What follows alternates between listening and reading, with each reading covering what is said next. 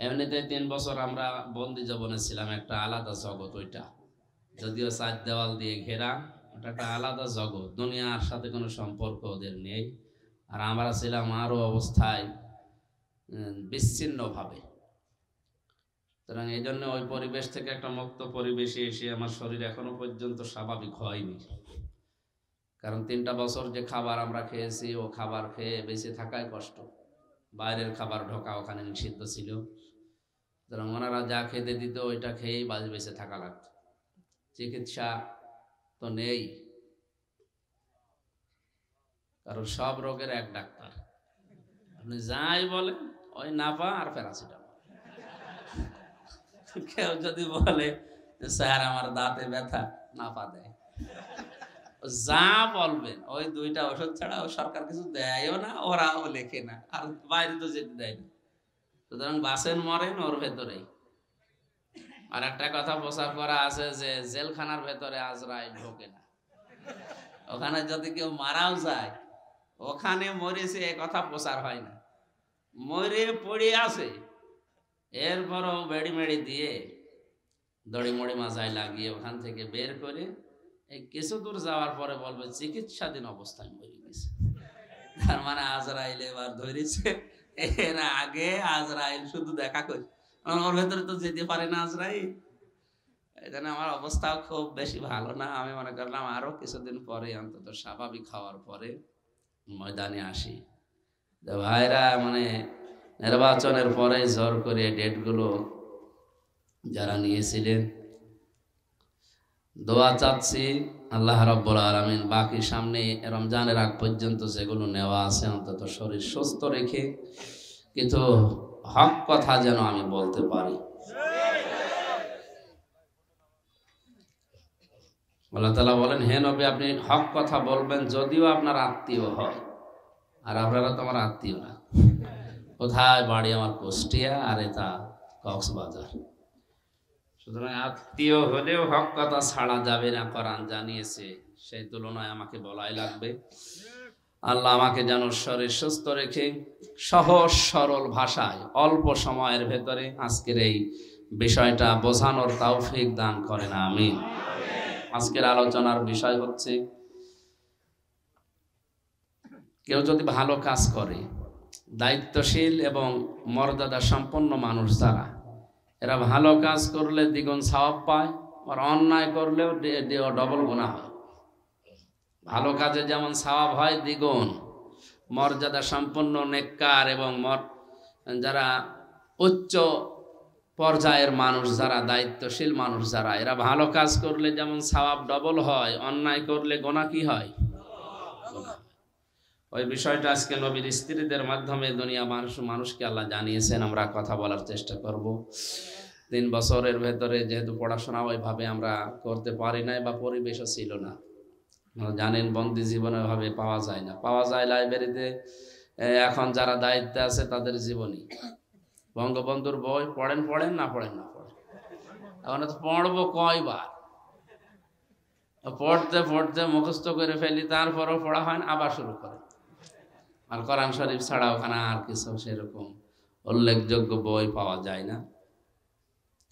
যতটুকুই পড়েছি, এখন যেহেতু নতুন শুরু করছি, এই জন্যে কাটা কিছু কথা বলছি। সামনে কয়েকটা করলে আশা করছি আমার গলা আবার স্বাভাবিক অবস্থায় ফিরে আসবে। আল্লাহ আমাকে যেন তৌফিক ভিক্ষা দেন। দল মত জাতি বর্ণ ধর্ম নির্বিশেষে আমরা আলেমদের জন্য দোয়া করছি, যে আলেমরা আল্লাহর কোরআন নিয়ে চিন্তা ভাবনা করে। যেহেতু আমি এই 3 বছর কিছুই জানি না, একেবারে বিচ্ছিন্ন ছিলাম। অনেক আলেমকে এখন এই 3 বছরে আমি চিনিও না, নাম শুনছি এখন নতুন করে, যে আলেমগুলো কোরআন নিয়ে গবেষণামূলক ভাবে নতুন নতুন তথ্য দিয়ে জাতিকে সতর্ক করে। আল্লাহ এদের জ্ঞান যেন আরো বাড়িয়ে দেন। এখানে যাদের নাম দেখছি অনেককে চিনি, অনেককে চিনি না। বিশেষ করে যে আহমদুর রহমান ভাই, ওনাকে আগে থেকে চিনি। এর বাকি আব্দুর রহিম ভাইকেও চিনি, বাকিগুলো আমি ওইভাবে পরিচিত না। পরিচয় হবে সামনে ইনশাআল্লাহ। আলেমের প্রথম পরিচয় তারা কে নিয়ে গবেষণা করবে? কোরআনে কারিম নিয়ে। আল্লাহর এই আফসোস যেন আমরা থাকতে না দেই, যে যতটুকু পারি। হ্যাঁ, গবেষণা করতে গিয়ে যদি ভুল হয় সওয়াব পাবেন আপনি একটা, আর যদি সঠিক হয় সওয়াব পাবেন ডবল, কোনো গোনা নেই। কথা বোঝাতে পারিনি।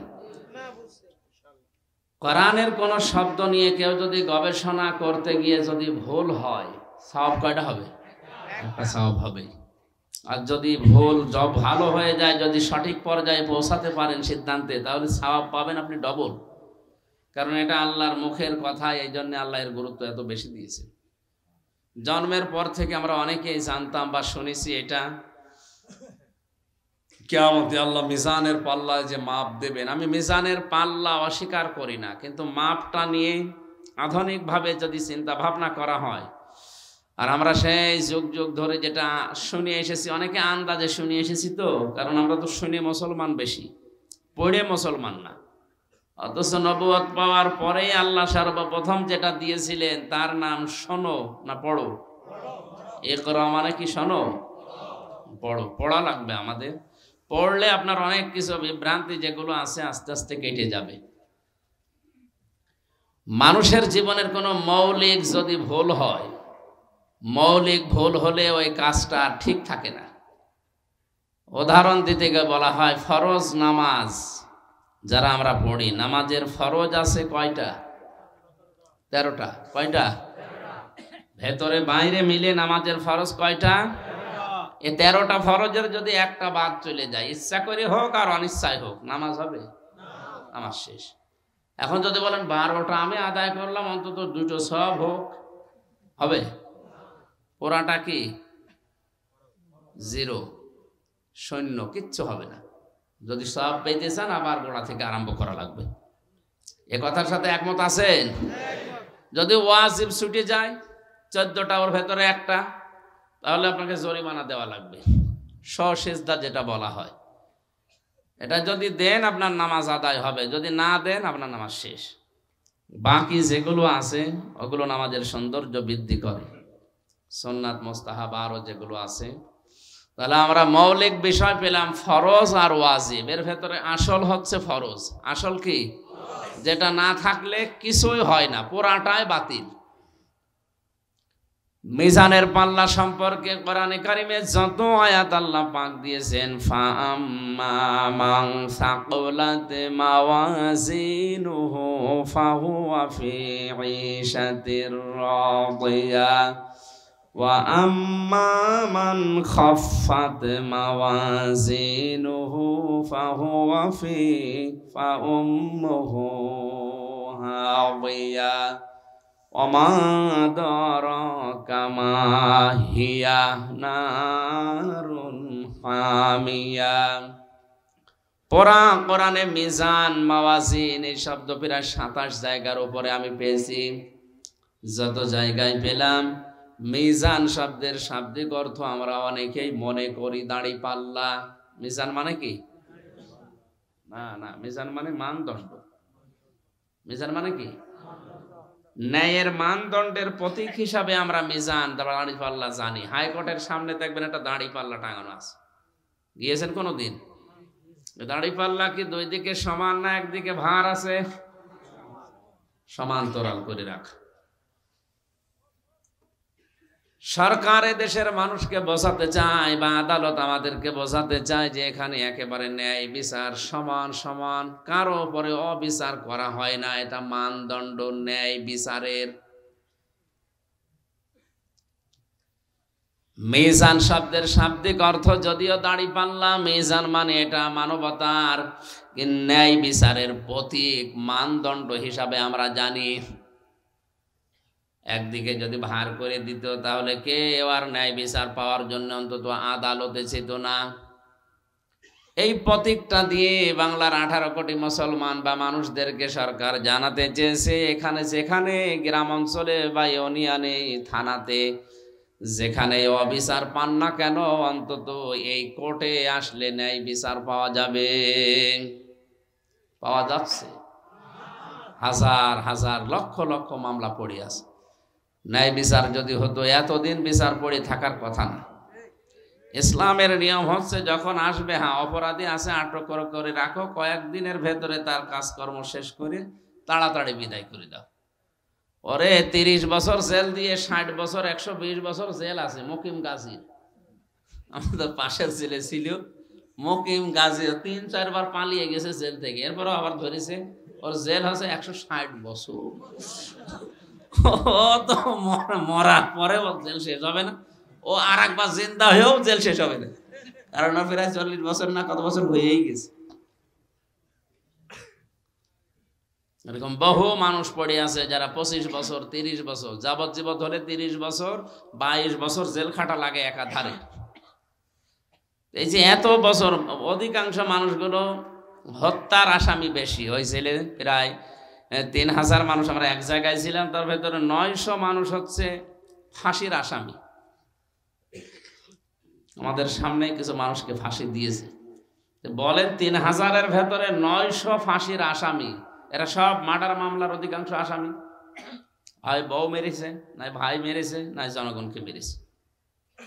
এই যে মানুষগুলোকে 25 বছর 30 বছর একাধারে বসিয়ে বসিয়ে আপনি খাওয়াবেন, কোনো কাজ নেই, 24 ঘন্টা বসে থাকা, বেকার বেকার, তার জীবনটাও নষ্ট, তার পরিবার নষ্ট, তার বাইরে যা ছিল সবাই আস্তে আস্তে নষ্ট হয়ে যায়। একটাম তো বিচার না, বিচার হবে অতি তাড়াতাড়ি।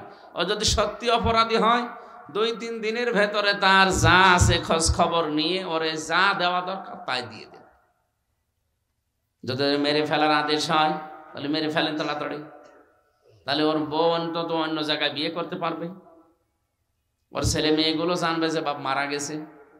আর এইভাবে ঝলিয়ে রাখে, ওর বউটাও অন্য জায়গায় বিয়ে করতে পারে না সারাটা জীবন। 30 বছর যদি জেল হয়, একটা মেয়ে লোক 15 বছর 16 বছর 18 বছরে বিয়ে করে, 20 বছরে মনে করেন, 30 বছর জেল, কত বছর গেল?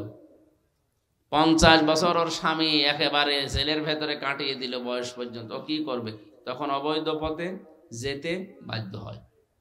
অন্যায় বন্ধ করা তো দূরের কথা, মানুষের তৈরি করা আইন দিয়ে আরো অন্যায় বাড়ে।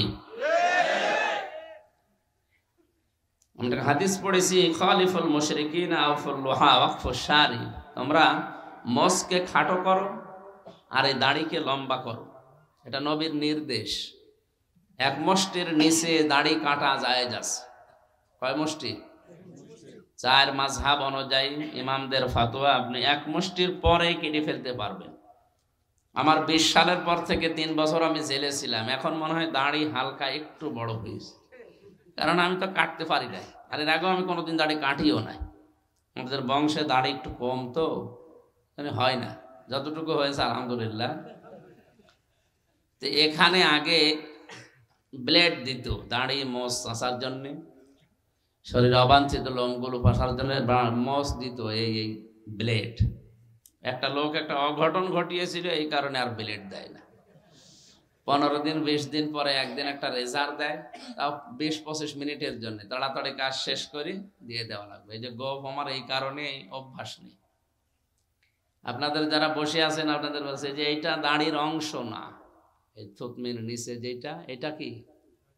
এটা দাড়ির অংশ নয়। কেউ যদি রাখে রাখতে পারে, যদি না রাখে গোনা হবে না। দাড়ি হচ্ছে এই কানের এই যে জায়গা থেকে শুরু করে একেবারে শক্ত জায়গাটুকু, এই নরম জায়গা দাড়ির অংশ না। এই জন্য এগুলো ওই চুল বেশি রাখা ঠিকও না। এগুলো যদি বেশি রাখেন তাহলে আপনার আবার আদর করবে কোথায়? না, এটা যদি নাও রাখেন অসুবিধা নেই, রাখলে আবার একটু পুরুষ পুরুষ ভাব লাগে। আহমদ ভাই তো এমনি পুরুষ মানুষ। তাহলে দাড়িটা কোন জায়গায়? এখান থেকে এই শক্ত জায়গাটুকু, নরম জায়গাতে দরকার নেই, আপনি শক্ত জায়গা রাখবেন, কিন্তু কতটুকু? 1 মুষ্টি রাখাই লাগবে। এরপরে যদি কেউ কাটে ছাটে গোনা নেই, এর আগে কাটলে গোনা হবে, মাস্ট বি, ওর গোনা হবে। কারণ নবীজি এটা আদেশসূচক শব্দ দিয়ে ছেড়ে দিতে বলেছেন। হ্যাঁ, একেবারে এত লম্বা করা ঠিক না যে আবার নাপাকি লেগে যায়। 2 নম্বর, মোচকে খাটো করো, মোচ চেঁচে ফেলা ঠিক না।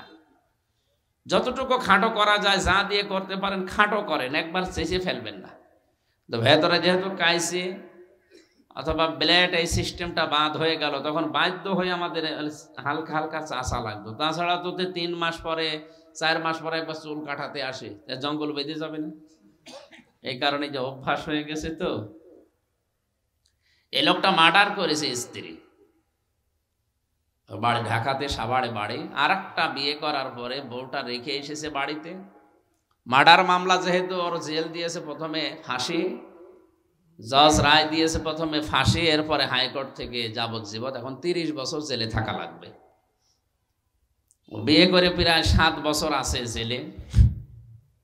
আর বউ যেটা ছোটটা রেখে এসেছিল, ওইটা একদিন জেলখানায় দেখা করতে এসেছে, দেখে পেট উঁচা, বুঝে এই অবস্থা, আমি 7 বছর জেলে, বলছে তোমার ভাই আছে।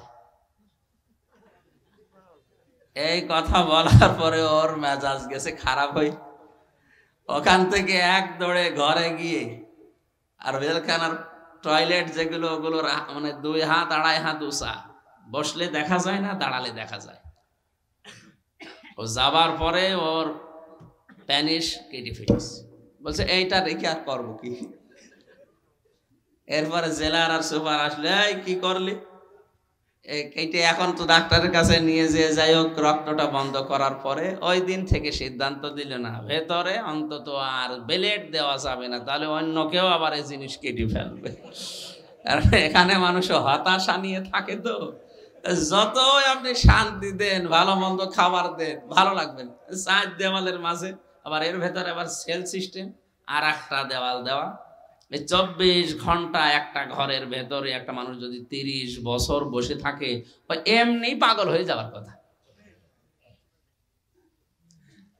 এই হিসাবে এই মানুষটা 30 বছর পরে যদি বের হয়, মাঝে মাঝে কথা বলতো, দেখতাম যে বের হয়ে নি দাঁড়া, তোর ওই পেট কেন উষা, ওই পেট আমি রাখবো না। এই লোকটা যদি সত্যি বের হতে পারে, রাষ্ট্রপতির ক্ষমায় অনেকে বের হয়, অথবা সুপ্রিম কোর্ট থেকে অনেকে খালাস দিয়ে দেয়। এখন যদি ও সত্যি বের হয়, যেভাবে ও জীবন কাটিয়ে আসলো, ওর ওই বউ দ্বিতীয়টা রাখবে, ওইটাও শেষ করবে। ওর ভেতরে যে বাচ্চা আছে, ওইটা সে বৈধ হোক অবৈধ হোক যাই হোক হয়েছে, তো ওইটাও শেষ করবে।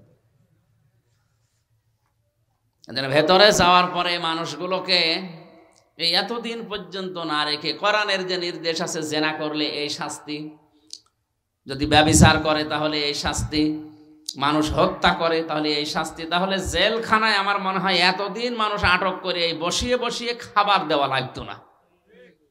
কর্তৃপক্ষ যারা আছে, সরকারে যারা আছে, জেল কোডটা কিছু কিছু পরিবর্তন করে আমি আহ্বান জানাবো, কারণ আমার অভিজ্ঞতা নিয়ে বলছি, এখানে মানুষকে ভালো করাও সম্ভব। যত বড় কঠিন মানুষ হোক, ওখানে গেলে নরম হয়ে যায়। মাওলানা মামুনুল হক সাহেব আর আমি প্রায় 2 বছর 8 মাস এক রুমে, পাশাপাশি রুমেই ছিলাম। সকালের খাবার দুপুরের খাবার আমরা এক জায়গায় খেতাম। এত বড় কঠিন সিংহ পুরুষ, এত বড় ভয়ঙ্কর মানুষ মনে করি আমরা, সারা দুনিয়া যারে চেনে, এত চিল্লানো মানুষ বাংলাদেশে মনে হয় নেই। অথচ মানসিক ভাবে, মানুষ হিসাবে যে দুর্বলতা, এটা আমার ওনার প্রত্যেকের ভেতরেই আছে। ওই জায়গাটায় মনে হয় এরকম। জেলখানা বানানোর পরে আমি শুনেছিলাম যে নাকি প্রথমে একটা বিড়ালের বাচ্চা না কুকুরের বাচ্চা ছেড়ে দেয়, ও চারিদিকে ঘুরতে ঘুরতে ও শেষ পর্যন্ত মরিয়েই গেছে, কারণ এমন একটা ভয়ঙ্কর জায়গা ওইটা। অথচ ওর পাশেই, এই এখান থেকে 200 গজ দূরে আমি মাহফিল করেছিলাম কাশিমপুরে, আমার তখন মনেই হয়নি যে পাশে জেলখানা। অথচ 3টা বছর ওই জায়গায় আমি কাটিয়ে আসলাম। ওর বাইরের দৃশ্য ভেতরের দৃশ্য, ভেতরেটা পুরাটা আলাদা।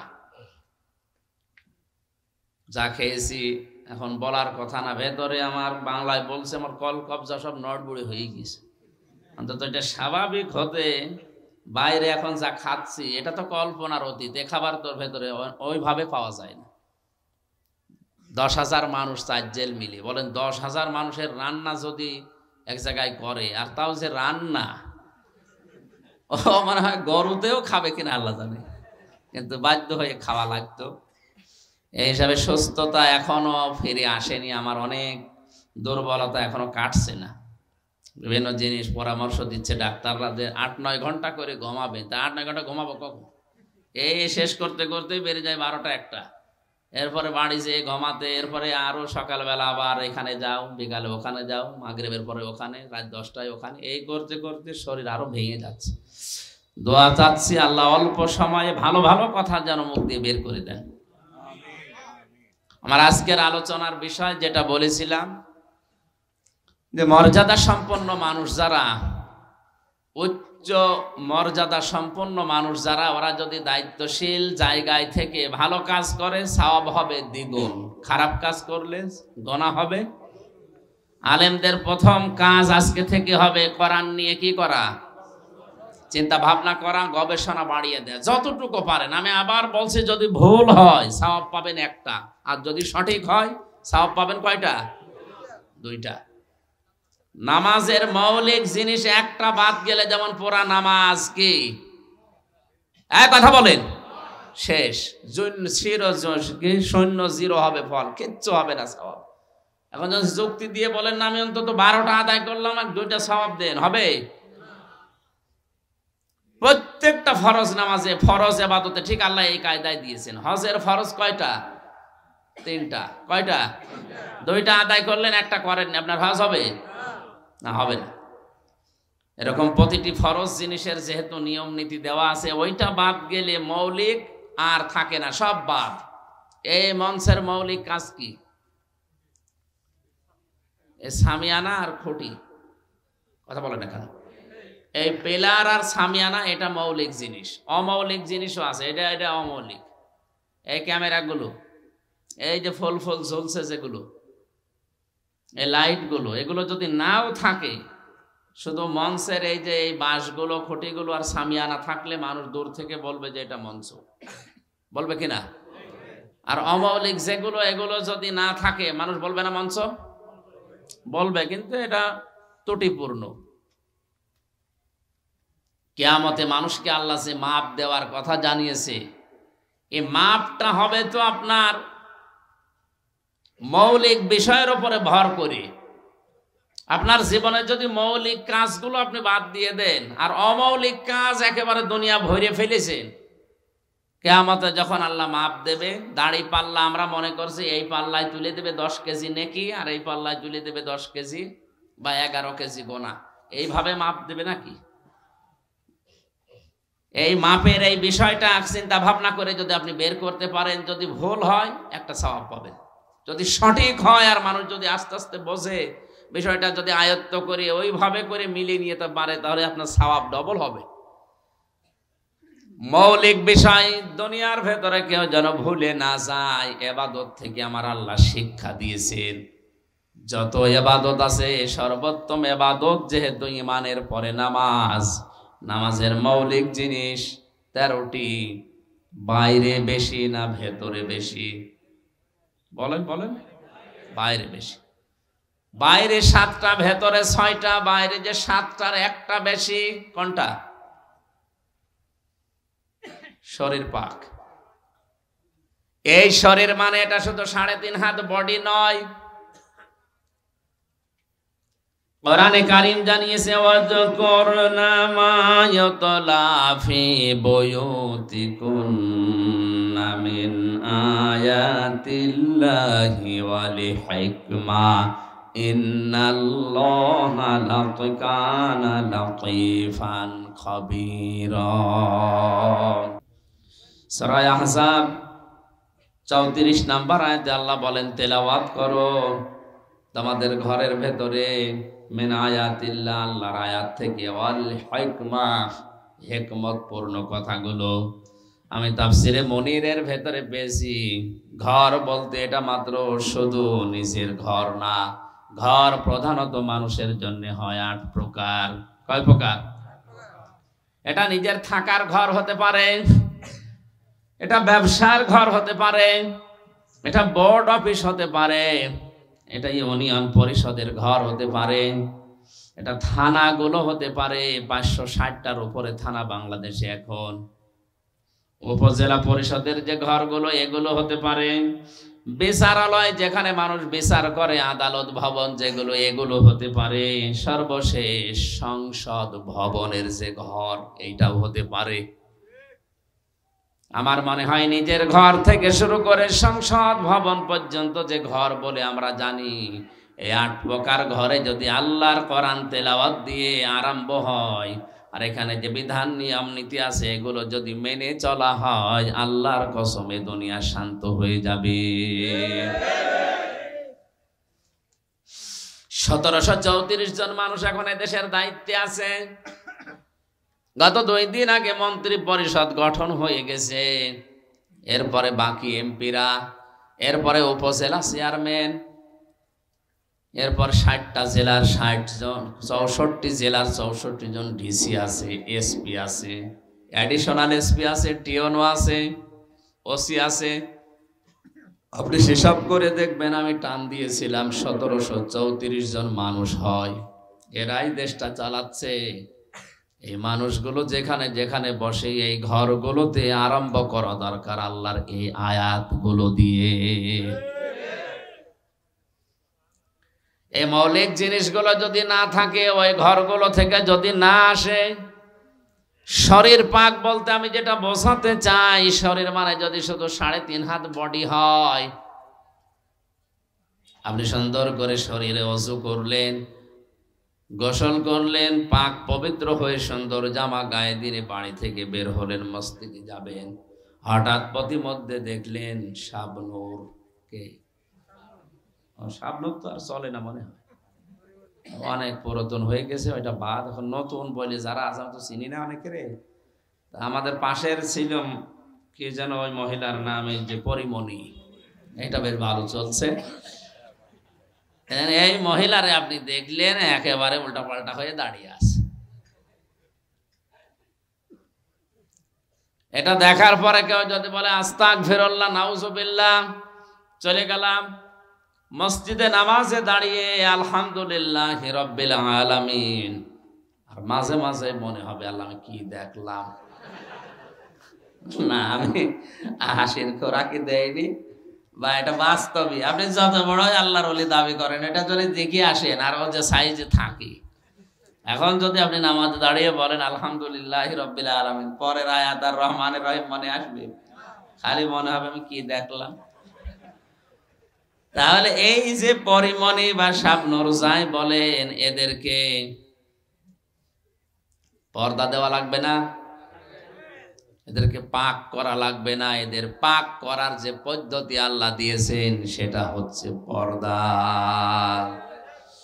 আয়াতের আগের আয়াতে আল্লাহ জানিয়েছেন করনা ফি বুয়ুতিকুন্না ওয়ালা তাবাররাজনা তাবাররুজাল জাহিলিয়াতিল উলা ওয়া আকিমনাস সালাতা ওয়া আতিনাজ যাকাতা ওয়া আতিনাল্লাহা ওয়া রাসূলা ইন্নামা ইউরিদুল্লাহু লিইয়ুযহিবা আনকুমুর রিজসা আহলাল বাইতি ওয়া ইউতাহহিরাকুম তাতহীরা। হে দুনিয়ার মেয়েরা, ঘরের পরিবেশে থাকবে, বাইরে যদি বের হও জাহিলি যুগের মেয়েদের মতো রূপ সৌন্দর্য প্রদর্শন করে বের হবে না। এ নির্দেশ কার? তাবাররুজ শব্দটা আয়াতে আছে। আমি তাফসিরে খাজেনের ভেতরে তাফসিরে তাবাররুজের অর্থ পেয়েছি 3টা। কোন মহিলার ভেতরে যদি এই 3টা আচরণ পাওয়া যায়, গুণ পাওয়া যায়, তাহলে বুঝতে হবে আল্লাহ পাক নিজে তার উপরে লানত করছেন।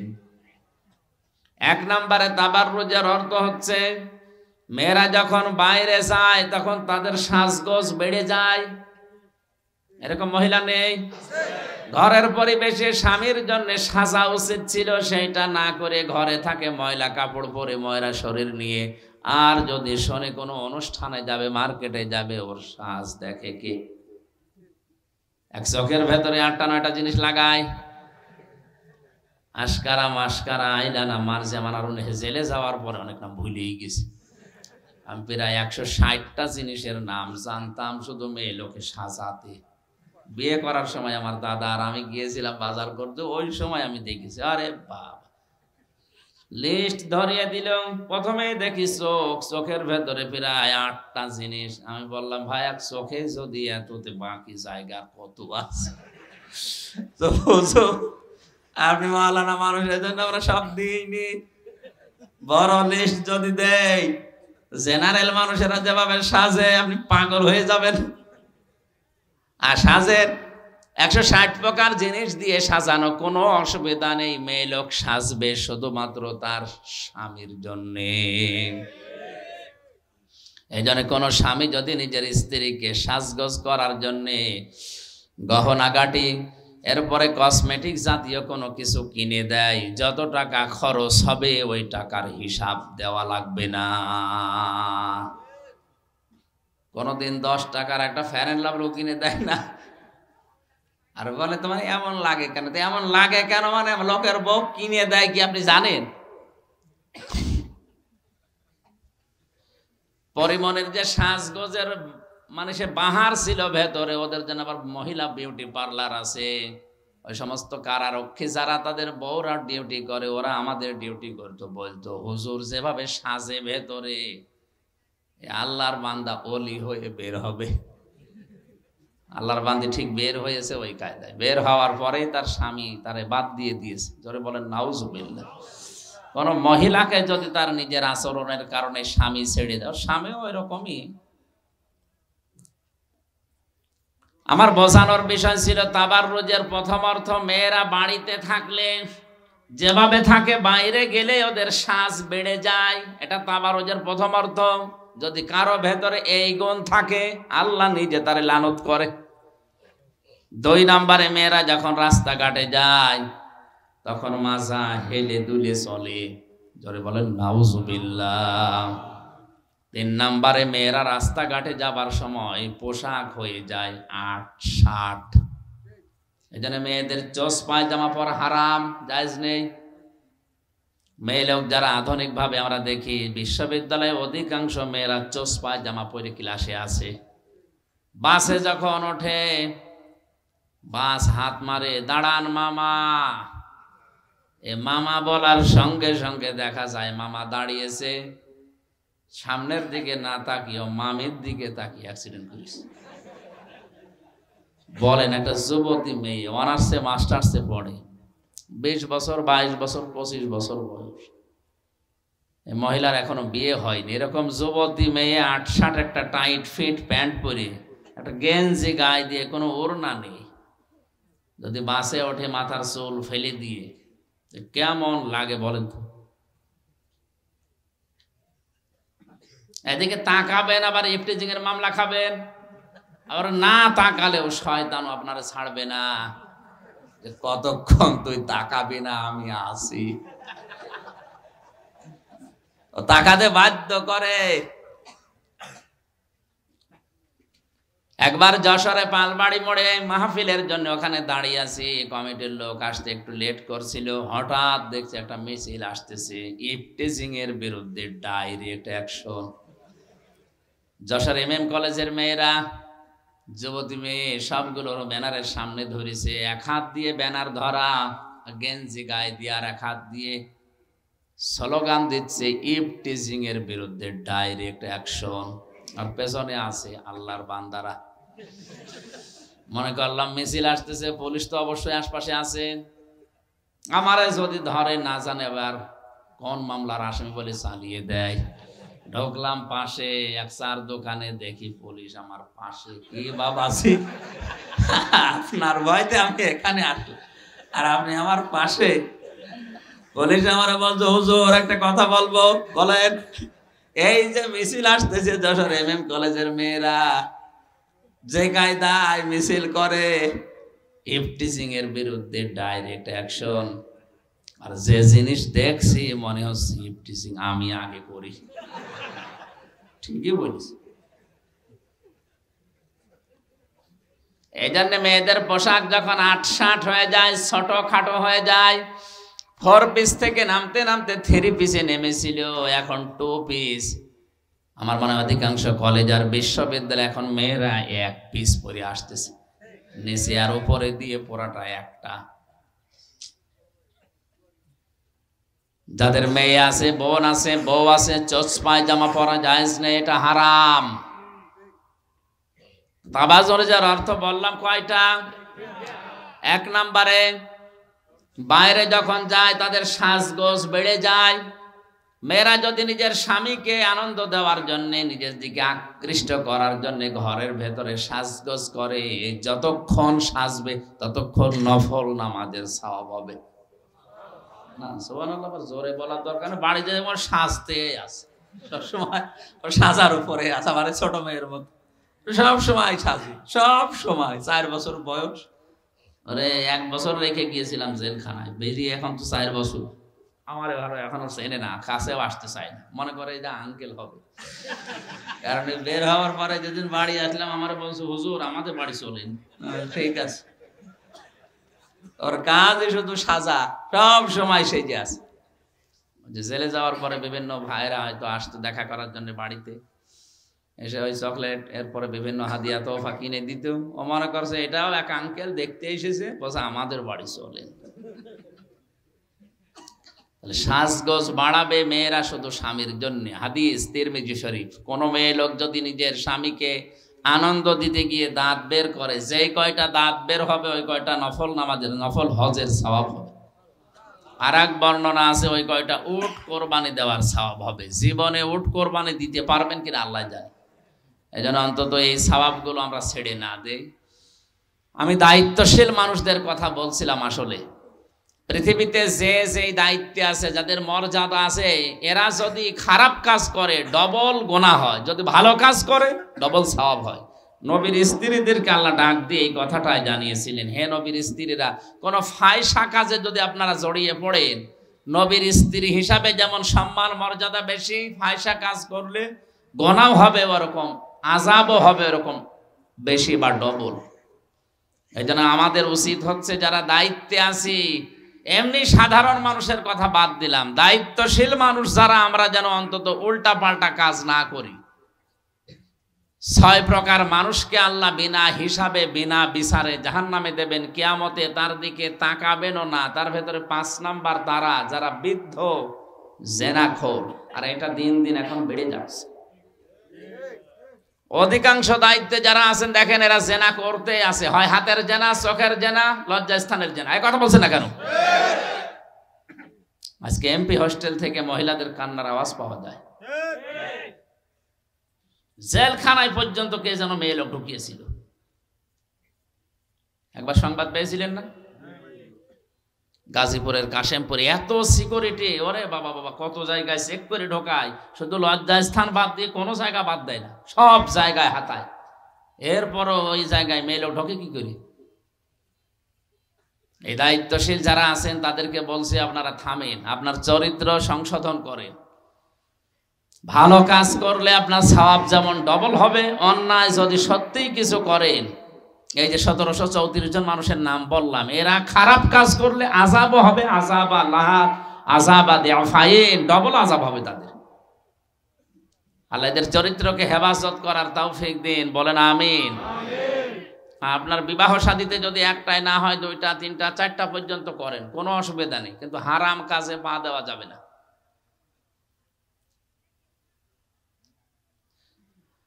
আমার ভাইরা,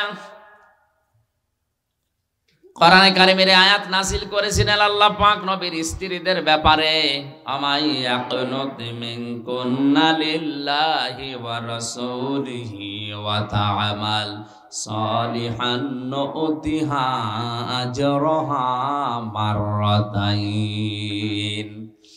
এই যে এখানে আগের গেল লাহাল আযাব ও দিফাইন। যদি কেউ খারাপ কাজ করে, ফায়সা কাজ করে, অন্যায় কাজ করে, বিফাহিশাতিন মুবায়্যিনাতিন ইউদাআফ লাহাল আযাবু দিফাইন, অন্যায় কাজে তার আযাব হবে যেমন ডবল।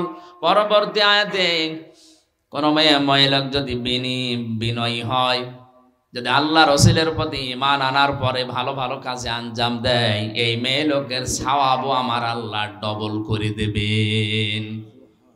নবীর স্ত্রীদেরকে দিয়ে তামাম দুনিয়ার মেয়েদেরকে আল্লাহ কয়েকটা কথা পরবর্তী আয়াতে জানিয়েছেন, ইয়া নিসান নাবিয়্যি লাস্তুন্না কা আহাদিম মিনান নিসাই ইনিত্তাকাইতুন্না ফালা তাখদা'না বিল কওলি ফায়াতমা'আল্লাযী ফী কলবিহি মারাদুন ওয়া কাওলাম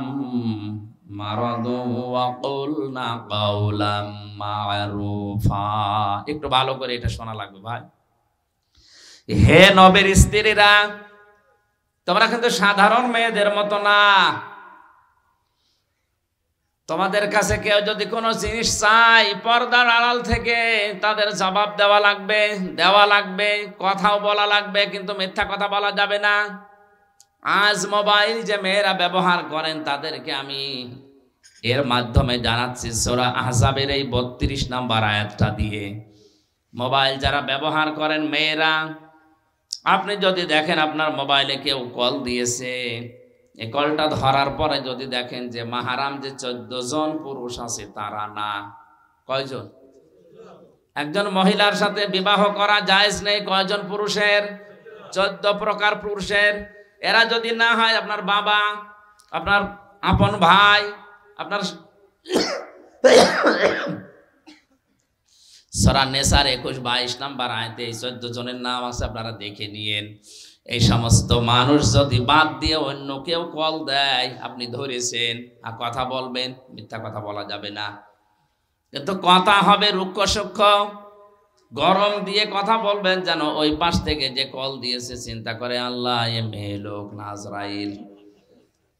আর মনের ভেতরে যদি গোড় থাকে আর আপনি যদি মোলায়েম গলায় নায়িকাদের মতো কণ্ঠ নিয়ে ইনিয়ে বিনিয়ে কথা বলেন, ওই মানুষগুলোকে শয়তান আরো উস্কিয়ে দেবে, শেষ পর্যন্ত কথা দিয়ে জেনার পর্যায়েও চলে যেতে পারে। আশা করছি মোবাইলের এই নিয়মটা এখন, যেহেতু পর্দার আড়াল মানে হেজাব মানে এখন মোবাইল, এই পর্দার আড়াল থেকে যারা আমরা কথা বলছি, নবীর স্ত্রীদের মাধ্যমে আল্লাহ দুনিয়ার মেয়েদেরকে শিক্ষা দিয়েছেন। আমার মা বোনের এই আমলটা আশা করছি করবে। আমি অনেক রাত হয়ে গেছে, 12:30 বাজতেছে। আজকে আসলে ওয়াজ করার জন্য 2 জায়গায় কথা বলেছি, আসরের পরে একবার, এশার পরে একবার। আমি আজকে আর বলছি না, আগামীতে কোনো জায়গায় নিয়ে আসলে তখন দেখবো।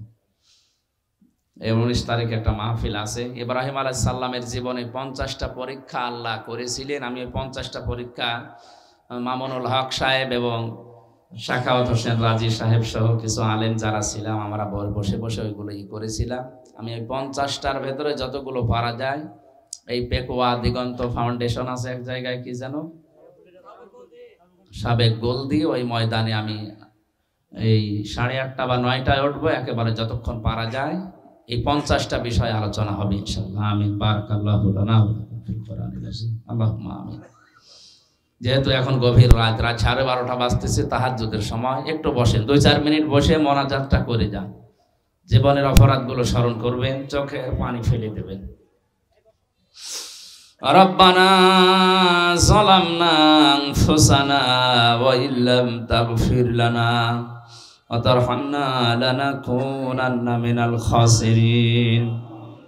রব্বুল আলামিন মিজানের পাল্লার একটা সঠিক ধারণা দেওয়ার জন্যে, কোরআনে কারীম থেকে কিছু বলার জন্যে, মর্যাদা সম্পন্ন মানুষ যারা, দায়িত্বশীল যারা, এরা ভালো কাজ করলেও ডাবল সওয়াব হয়, অন্যায় করলে দ্বিগুণ শাস্তি তাদের হয়। এটা আমরা অল্প কথায় হলেও কিছু না কিছু হলেও টাচ পেয়েছি আমাদের জীবনে। আমাদের দায়িত্বশীল যারা, আমাদের এই আমলটা করার তৌফিক দাও। আজকের বিশাল আয়োজনে যদি খুশি হয়ে থাকো, সওয়াব যদি তুমি দিয়ে থাকো, কোটি কোটি গুণে বাড়িয়ে দাও। কিয়ামতে যিনি সুপারিশ করে আমাদের জান্নাতে নিয়ে যাবে, নবীর রওজায় পৌঁছিয়ে দাও। দুনিয়ার মাটির নিচে যারা ঘুমিয়ে গেল, আল্লাহ এদেরকে মাফ করে দাও।